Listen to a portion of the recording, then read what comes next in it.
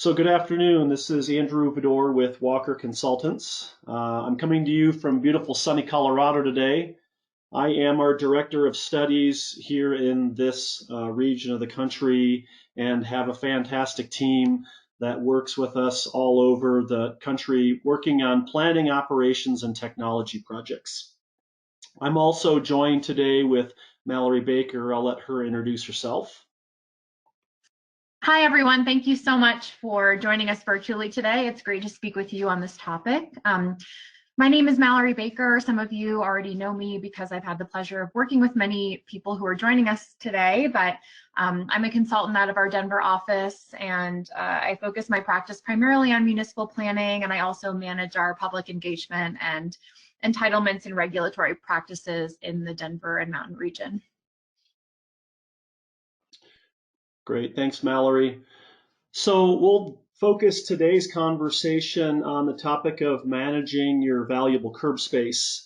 There are a wide variety of attendees today, including municipalities, transit agencies, airports, ski resorts, and developers. So we have geared this presentation to focus on a number of different topics that are relatable to your areas of practice. Today, we're going to talk about what curb management is, the planning for it, tools for success, how we can implement it, and talk about some best practices and approaches. So we'll move into what curb management is. And loosely defined, curb management is a strategy that is used in some ways of a catch-all phrase. It's intended to refer to the intentional act of defining the use of designating the curb space. In this example, you can see that the curb is largely unmanaged. We have vehicles, both passenger, delivery, and transit, using the curb space as they freely choose.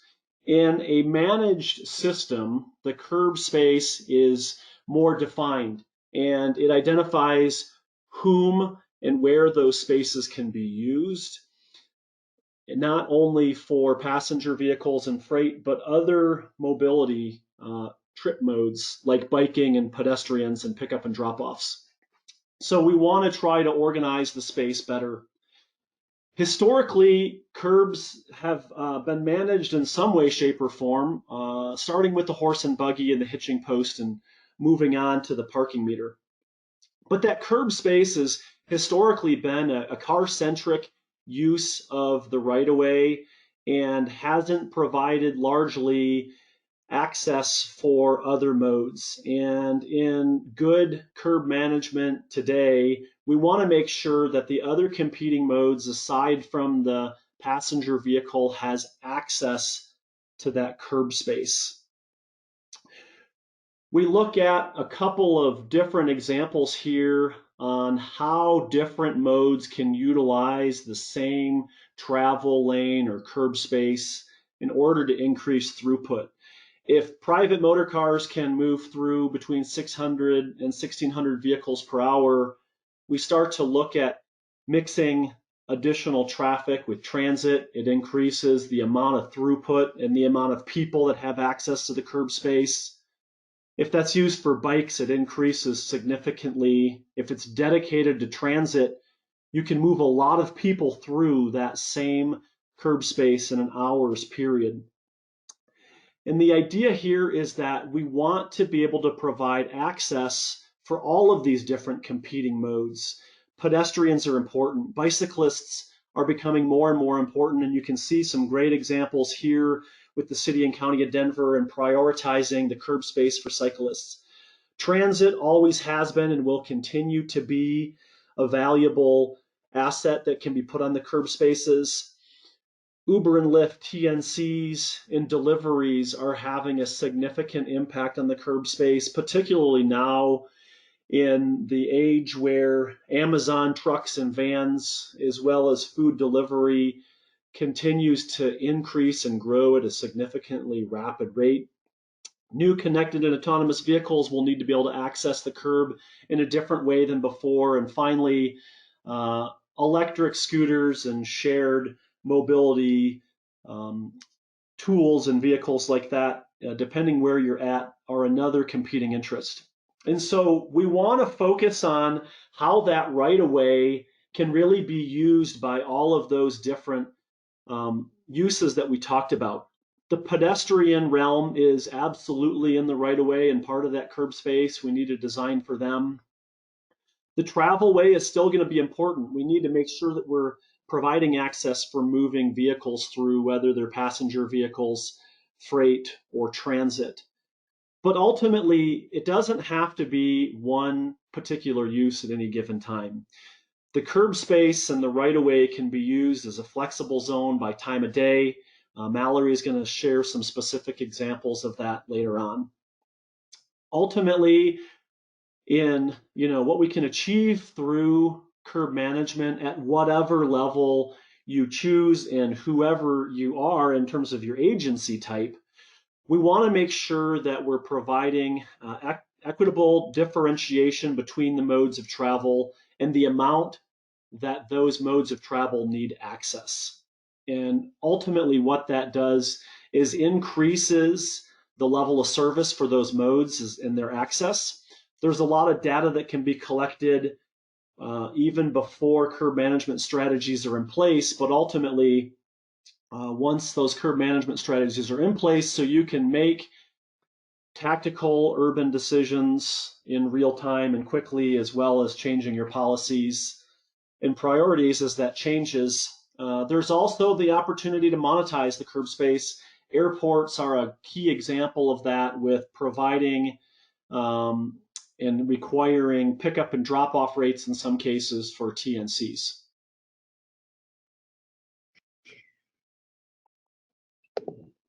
So now we're going to just, and I apologize, I'm having a bit of trouble moving the slides around, but now we're going to talk about specific tools for success for various modes of travel in a variety of different environments. The first part of this section focuses on interventions that are really appropriate in any setting, and then we move towards some specific examples in unique campus environments like airports, universities, hospitals, and the like. And I want you to keep in mind as we're going through these that curb management doesn't always mean high tech. It doesn't always mean sexy. It doesn't always mean expensive. It really can be a huge variety of low cost, simple initiatives that don't have to incite a huge infrastructural investment on your part. So we tried to grasp all of that as we were going through which tools might be appropriate for this conversation. The first piece of the puzzle I wanted to talk about is passenger pickup and drop off. And this is really becoming more and more pertinent in the era of COVID. You might have noticed in your own communities, your own campus environments, that a lot of areas along the curb that were previously used for parking are now being used for quick pickup and drop off as people stop patronizing stores and businesses for long periods of time and just do more of that quick serve activity. So this really ranges from everything from simple markings of the curb, physical markings, things like A-frame signs can be used to designate areas for pickup, drop-off, and loading. As you get more advanced, you might use video data collection software and interpretation software. Some examples are Clever City, Unleash Live, a couple of different companies that do these services, and that will really allow you as a municipality or you as a campus organizer to monitor pickup and drop-off locations, monitor passenger and driver behavior, see how long people are using those areas and for what types of activities. All the way up to some really advanced techniques, including geofencing. Geofencing is especially important in environments where front of house pickup and drop-off locations need to be designated. And it's really important, particularly in environments where you want to minimize internal circulation of TNCs or just passenger or single occupancy vehicles generally, like university campuses or entertainment venues, for example. And then finally, you're getting into monetization of these passenger loading zones or just general ridership and usage of transportation network companies. So through video data collection, through geofencing, and these other data collection and monitoring tools, municipalities, airports, university campuses, et cetera, can start to monetize TNC, Transportation Network Company ridership, or monetize usage of those passenger pickup and drop-off zones. So this will become really important even after COVID, as we start to see some reduction perhaps in parking revenues and an increase in monetization and collection of passenger loading revenues. And we'll talk a little bit more about that moving forward. So autonomous vehicles, of course, we have to talk about this hot topic. In dense urban areas, we do see a potential impact for among autonomous vehicles as they start to become ubiquitous and permeate markets. They're likely to result in a reduction in on-street parking demand and actually an increase in loading and unloading space at the curb, because of course the AV will need space to drop off the passenger. However, there will still be a need for off-site storage of that vehicle. We don't anticipate a lot of AVs that will go back, return to the origin, and then go back to the destination, because we'll still want to encourage a reduction in VMT, vehicle miles traveled, as well, even as AVs become a more used transportation mode.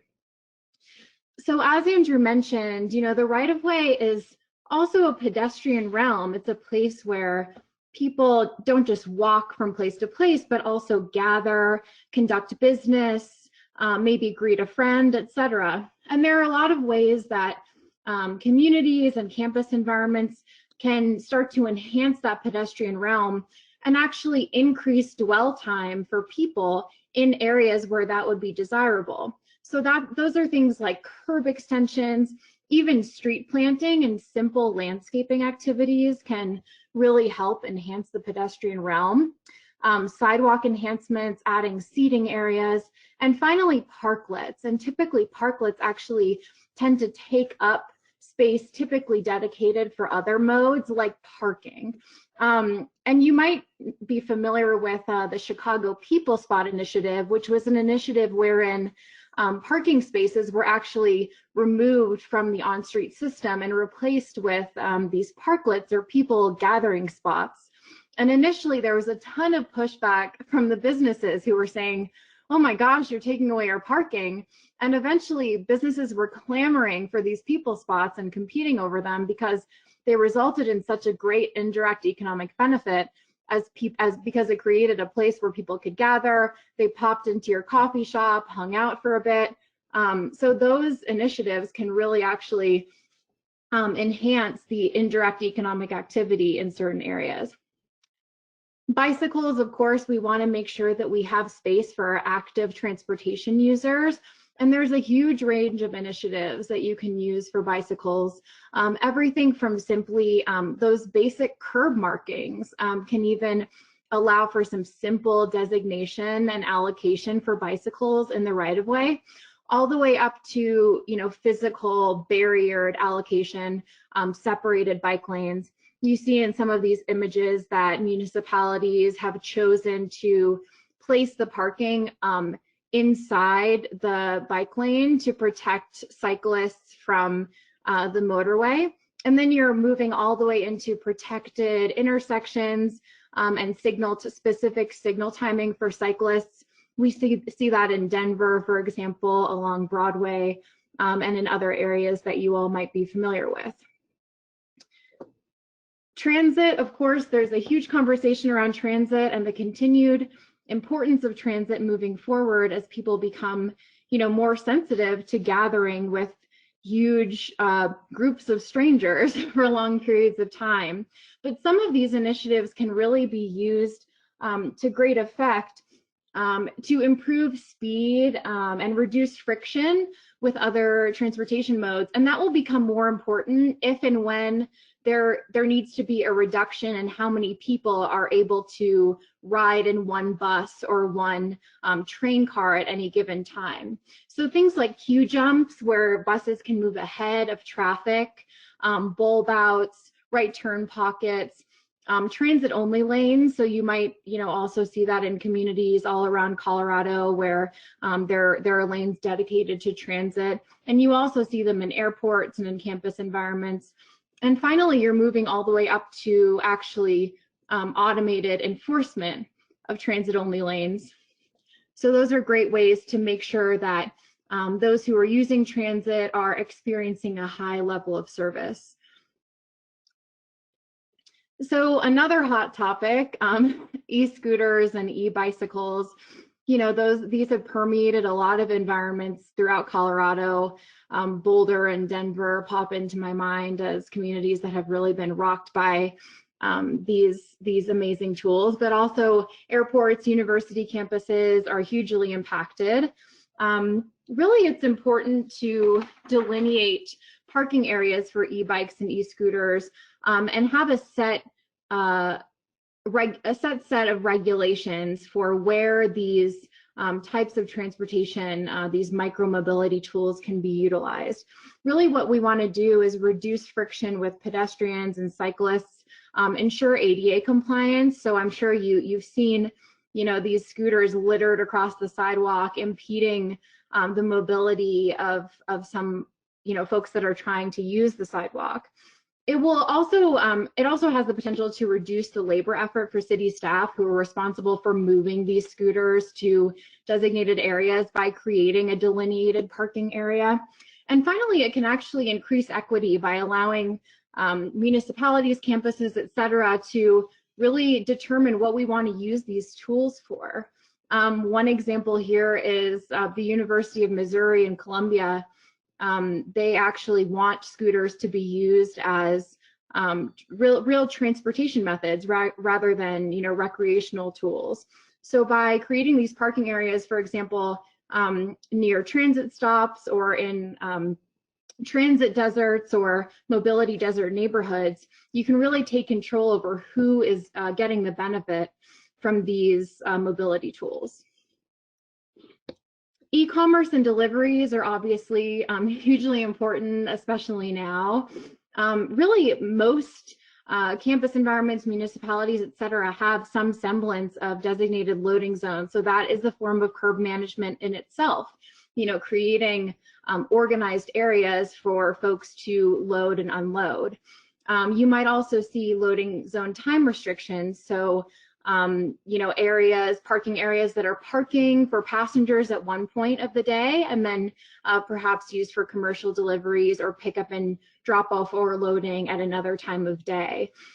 Moving all the way into monetized commercial and freight loading, this is another area where as we start to see a reduction in parking revenues because folks aren't going out as much or there's a huge ubiquity in using online shopping to get what we need, cities and campus environments really need to think about, okay, how else am I going to generate that revenue? So a lot of communities are looking towards special meters or just general fee collection for commercial deliveries in designated loading zones. And you might also see demand-based pricing. At certain times of the day, typically early morning or late night, there might be a higher demand for commercial loading. So there is also the opportunity for demand-based pricing for deliveries in addition to traditional parking.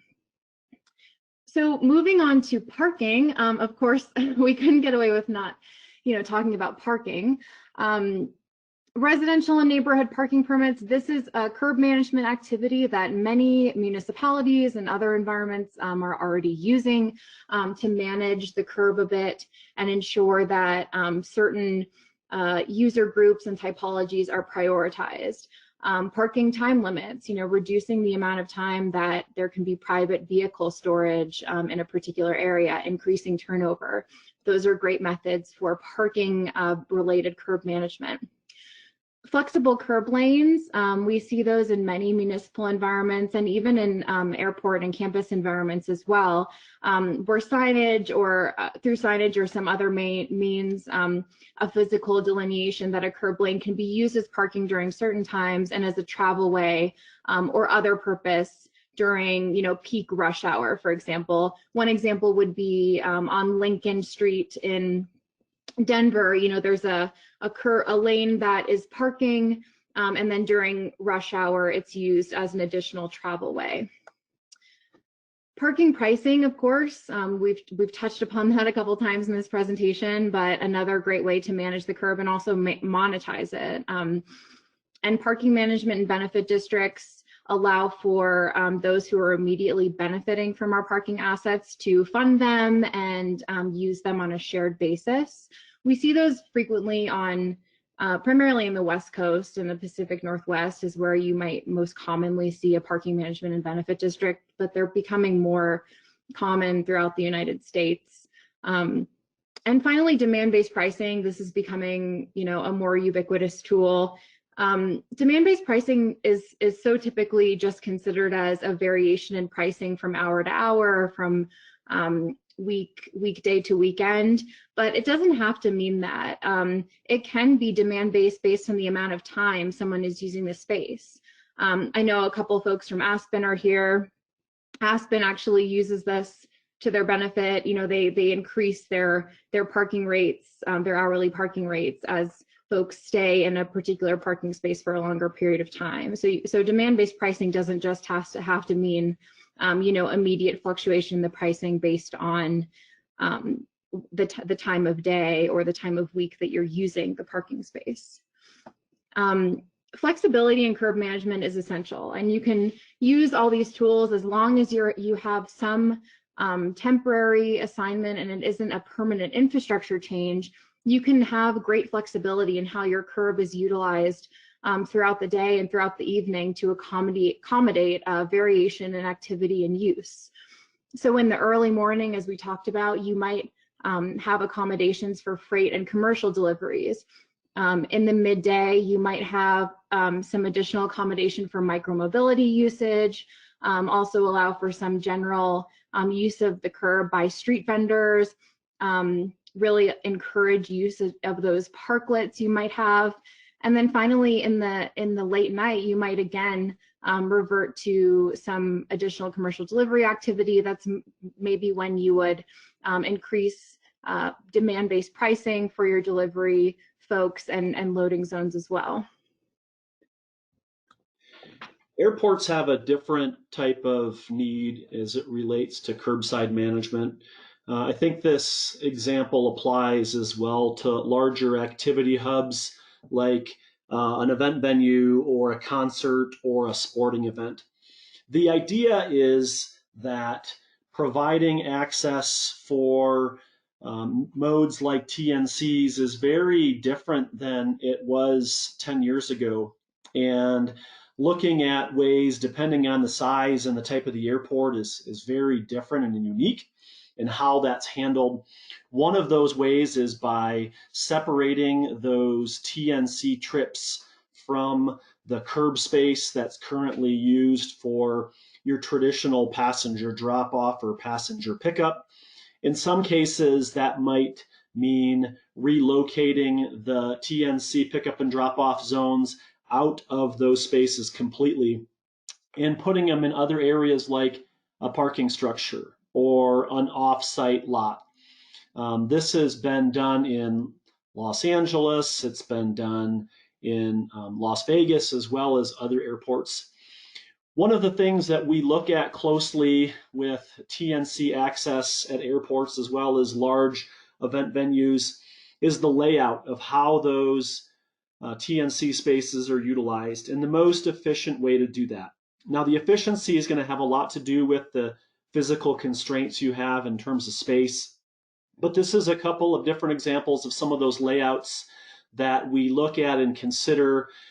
We have some modeling tools that we have built in order to determine the most efficient throughput for a particular venue or a particular airport, and that has a lot to do with arrival and departure patterns, the type of venue it is as it relates to the loading time. The loading time for an airport is very different with luggage in the international terminal as it is compared to the domestic terminal. In a large concert venue or festival site, you're not going to have those same issues. So we look at ways that the layouts can be most efficient in order to have that throughput as high as possible. Some other considerations for airports or event venues, particularly when you're repurposing an area that was not initially designed for pickup and drop off. Using bollards instead of curbs, it helps reduce the liability with any trip and fall hazards. It has a lot to do with being able to increase that throughput by having people not take their belongings up and down the curb like luggage. Passenger loading zones also have to meet ADA requirements. This example here from San Francisco International Airport is a space that was repurposed, and it wasn't originally designed for the pedestrian realm. So when we think about those pedestrian pathways and access points, starting from where they leave the terminal doors to where they get inside the car, we have to make sure that they're compliant and are meeting the access needs, not only for ADA, but overall good customer satisfaction.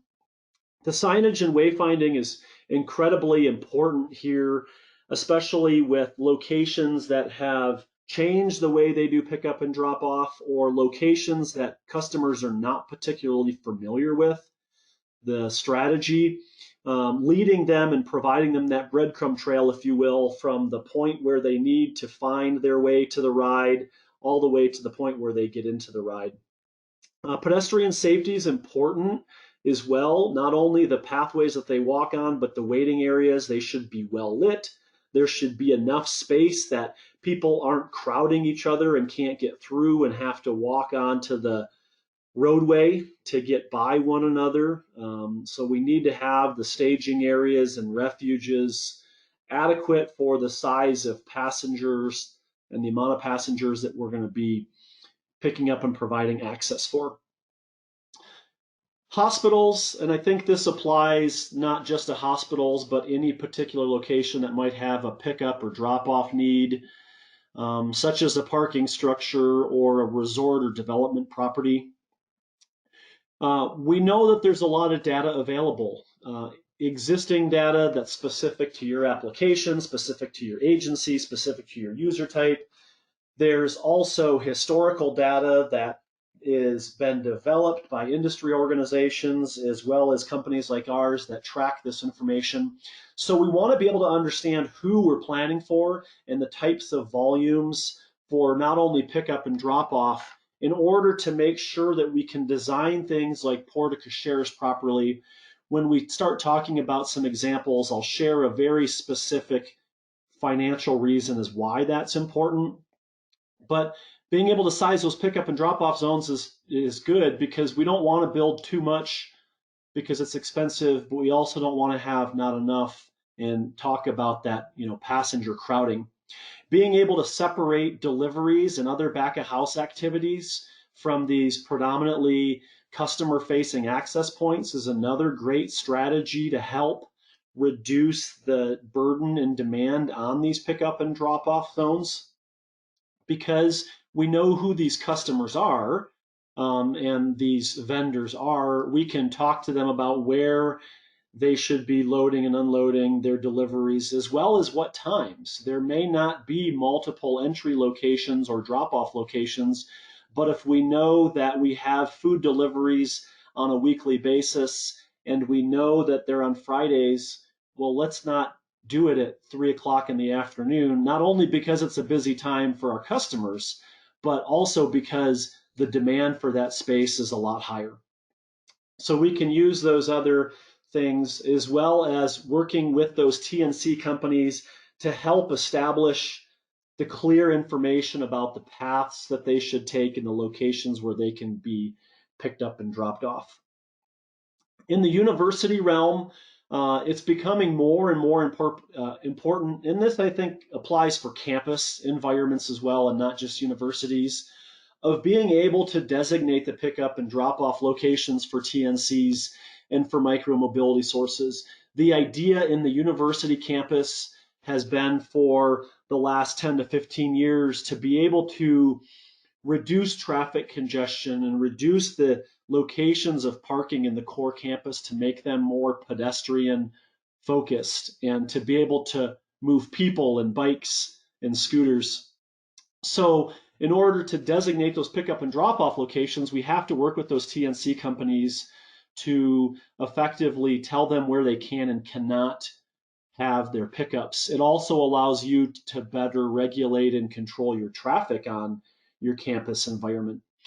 Those partnerships are critically important, though. You can't do it alone if you're a university or another campus environment. You have to work with those micromobility companies, the scooter companies, the dockless bike companies to help set the regulations and the guidelines and enforce as necessary to make sure that compliance is working well.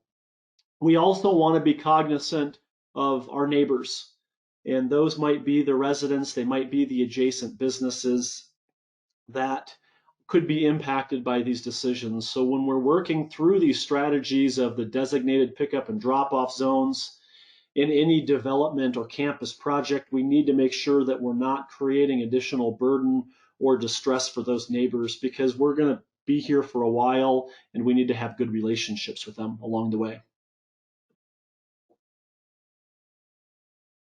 Moving on specifically to when and how to implement curb management, the actual steps that you as a municipality, you as an airport, you as a university, you as a hospital, and really in any environment can take to actually implement some of these strategies and determine what you're meant to do.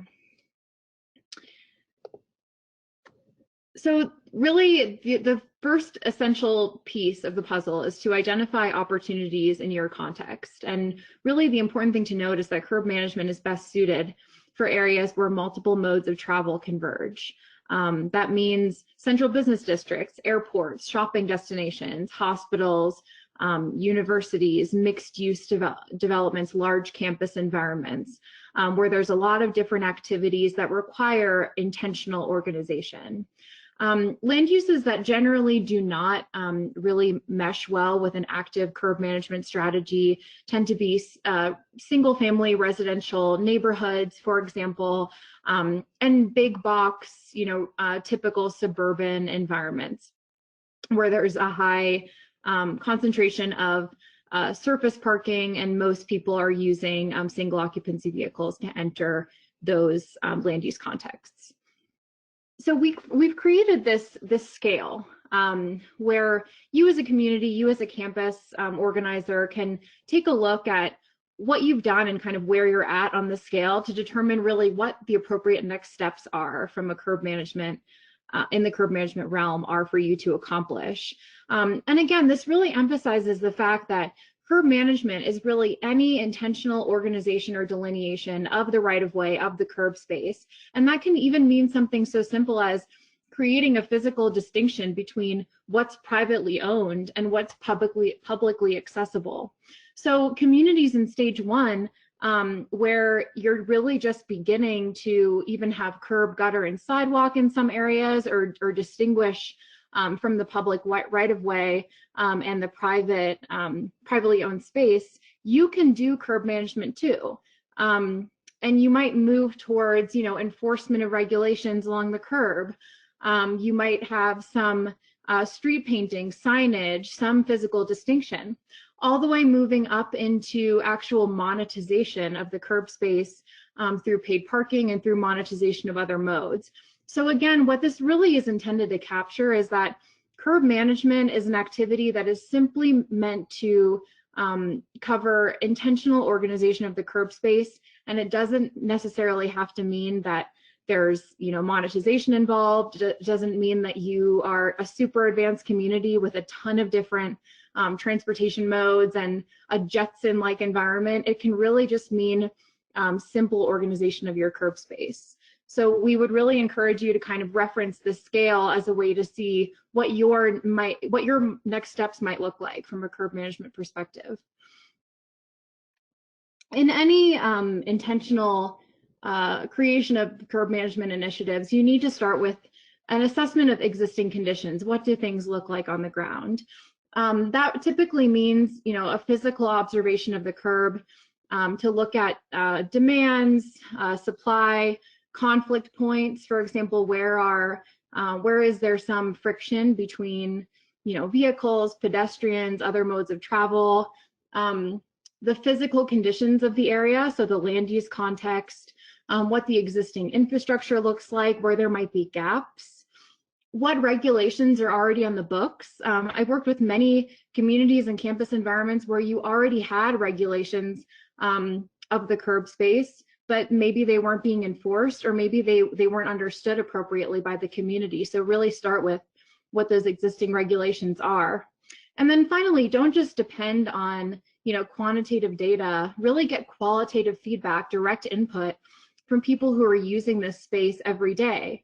That might be in the form of digital surveys, it might be intercept surveys, it might be just you yourself going out there and feeling what it's like to be in the environment as a cyclist, as a Uber and Lyft user, as a pedestrian. There are many technologies that can help you along the way.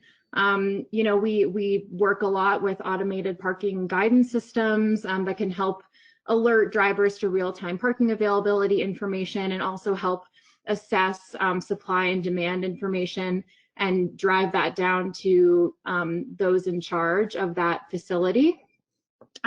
You can also use sensor-based technology. So those are ground sensors monitoring vehicle presence within a space or location. And finally, there are a lot of mobile applications that can be used for this same practice. You can also use ongoing tracking and enforcement for data collection. And as I mentioned, there are a lot of video-based data collection companies that both produce video and interpret video for you. And that can really give you a sense of, okay, we have this bike lane, or we have this pickup and drop-off area. Are people using it? To what extent are they using it? What's their dwell time? Are people using the travel way instead of the bike lane, and why is that? So that can really help to determine the effectiveness of existing infrastructure tools that you might already be using on the ground, and give you a sense of what troubleshooting or treatment needs to be done to get it to where you want to be. Education and outreach, I'm a huge proponent of this, and it's hugely important to any curb management effort. Adjusting behaviors is really important as a first step to really getting people to use the curb in the ways that your treatment or your initiative is intended to get them to use the curb. Active communication, maybe having an ambassador for the curb management initiative, or just curb management generally in your community or on your campus. Also making sure that you're using transitional enforcement to adjust behaviors. Start with warnings, start with sharing information. Don't start with fines or towing or other activities like that. Really give people a grace period. Secondly, establishing mutual benefit is so important. Why is this good for me? You'll hear that a lot from the members of your public, your business owners, your community members, if you're in a hospital environment, your doctors, your nurses, your patients. Anyone who uses this will really want to know, why is this helping me? Why is this so important to me? So really making sure that you show them why it is good for them. Why is it important to have protected bike lanes? Why is it important for other people to have even just enforcement of the right-of-way? Is it so we can sweep the streets easier? Is it so we can do snow removal? These basic utilities that people depend on. And also, if you're using monetization and it's going towards funding, making sure that you're being transparent about what that activity is funding. There are a lot of great communities and campuses that collect fines and fees from certain activities, maybe TNC ridership, maybe parking, maybe passenger loading. Where is that money going, and how is that benefiting our community? And finally, pilot programs can be hugely beneficial to helping people see, smell, touch, feel, use the new technology or the new initiative or treatment that you're going to install. We worked with Rapid City on a great pilot program for a new series of smart meters, and they had this couple-month pilot program where people were able to use and comment on and offer their thoughts on different smart meter technology. And because they were so used to it, because they were such active participants in that process, it went a lot more smoothly when the community actually chose to fully implement that smart meter program.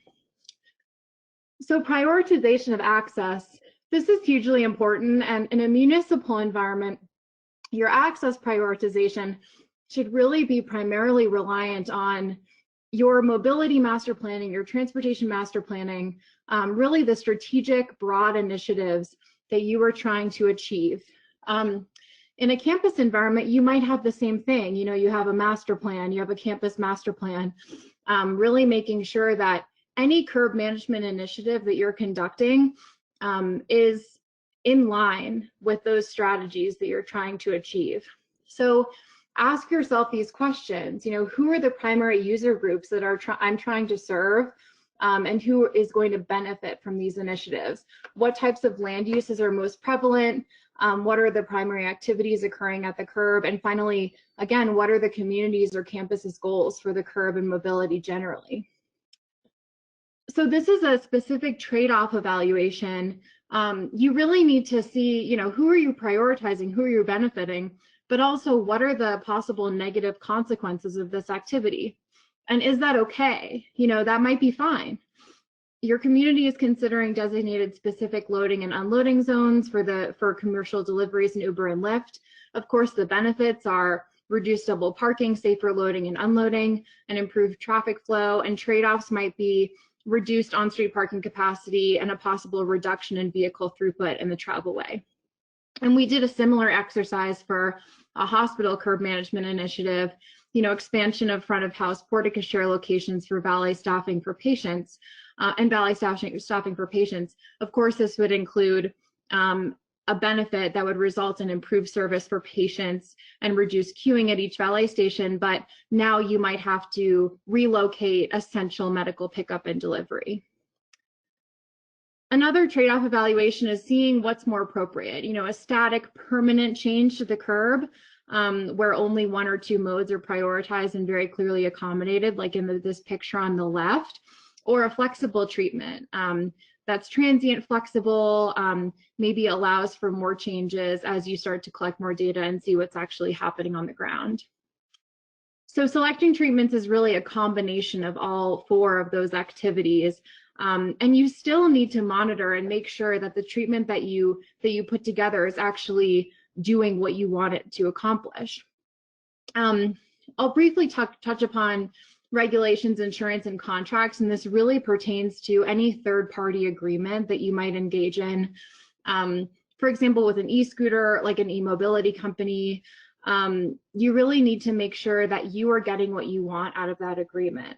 And what we would really recommend is, you know, making sure that it aligns with your strategic goals, setting the performance metrics, being responsible for the why and the narrative that's pushed out to the general public, having an agreement related to data sharing, a payment structure if there's some monetization involved, having you as the campus organizer or the municipal agency being responsible for communication to users, having clear regulations for use. And a great example that I really love here is the University of Missouri, who some members of our team worked with, established a third-party, an RFP for an e-scooter agreement for use of e-scooters on the Mizzou campus. And really, Mizzou wanted these scooters to be used as a mode of transportation, particularly for students who didn't have vehicles and maybe were lower down on the economic and income scale. So they actually put that in their RFP to make sure that the e-scooter company that responded to that RFP was aware of those requirements and was creating a system where these scooters could be actively used by that target user group. So we wanted to just briefly touch upon some best practices and approaches, how these curb management activities can be used here. And I want to just quickly get through these so we can open it up to questions. The first two are municipalities. You know, I love this example because Eagle, Colorado is tiny. You know, there's not a lot going on there. They have a fantastic downtown. They've really done some amazing work on Broadway, which is kind of their main drag. But they really use curb management. They had some really huge issues with private vehicle storage in the public right-of-way. And we help them do this great community outreach program to maximize function of the right-of-way and enforce regulations for private vehicle storage that were actually already on the books. In Chicago, this is like the whole other side of the spectrum. Chicago, Illinois, they currently charge TNC fees, a flat rate for all TNC rides, and now they're actually using their TNC fees as a way to generate equity. So they're tiering their existing TNC fees to incentivize multiple person rides and disincentivize single occupancy rides. So Uber Pool, any pool type ride has a lower fee, which probably gets pushed down to the customer, and a single occupancy ride has a higher fee. Well, this example is from the University of Texas at Austin. Here locally, Colorado State University in Fort Collins is another great example that does this already. And we talked about geofencing TNC pickups, but also geofencing mobility options. Here in this example of the University of Texas, they have implemented speed zones in particular areas of their campus. When the scooter reaches that particular zone, because it's geofenced and GPS located, the scooter automatically reduces down to a speed of 8 miles an hour. CSU does the same thing, but what's I think important is that because the majority of the riders are students, you need to make sure that it's clearly communicated where you can and can't ride, what the policies are around those slow zones or no ride zones, or where you have to actually get off of the scooter or the dockless bike and walk in order to make sure that you're providing a safe experience for the pedestrians that are walking at a slower pace. Our example for pickup and drop-off sizing comes from Henry Ford Hospital located in Jackson, Michigan. This is a project where we were able to track the patient pickup and drop-off, staff pickup and drop-off, deliveries, and other miscellaneous activities. What's unique here is the planning that was done related to the new porte-cochere externally is that we needed to understand who the users were, when they came, and when they didn't. Ultimately, using this data, we were able to reduce the covered portion by 1 lane, effectively having 3 covered lanes. That resulted in a savings of roughly $1 million for building the extra structure that was required and the extra canopy coverage and other civil improvements to the area to support that. So it very much is important to do these analysis because they can have real capital savings. Our example of an airport here comes from Dallas Love Field, although there's many others, and every airport operates somewhat differently. In this particular case, there's a designated and geofenced pickup and drop-off areas that the TNCs have to go through. At one time, Denver International had that in play as well. And the idea here is to, expedite ultimately the customer experience and move the customers off of airport property quicker and reduce traffic congestion, as well as having a way for the airport to be able to track TNC usage and recuperate and recover those pickup and drop-off fees as a strategy of monetizing the curb space. So just to quickly wrap up, what we really want you to get out of this session is that curb management is really broad. It means many different things, and it includes many different activities, not all of which include high-tech, high-cost initiatives. And really anyone can do it. Any municipality, any person in a campus environment in charge of groundside operations or parking and the like can accomplish some semblance of curb management. Good management strategies help make access to the curb more equitable and make it easier for a wide range of people. And it really, in terms of how you consider that, really depends on your broader mobility and transportation strategies as a whole campus or as a whole municipality.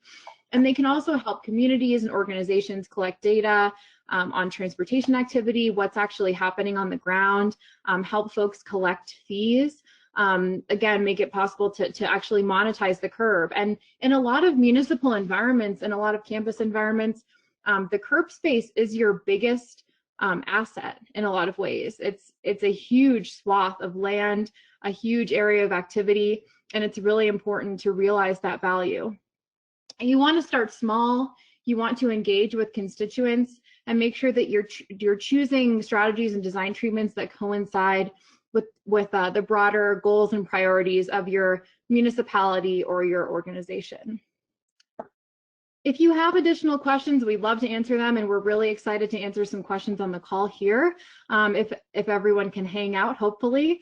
Again, that's my contact information, Andrew's contact information, and finally, we also wanted to share the contact information for Christy Mancini-Nichols, who is our fantastic national curb management specialist. Her information is there, and we're happy to share this slide with anyone who might want to have it. And now we'll open it up to questions. Thank you so much for being on here today. We're really excited to continue talking with all of you.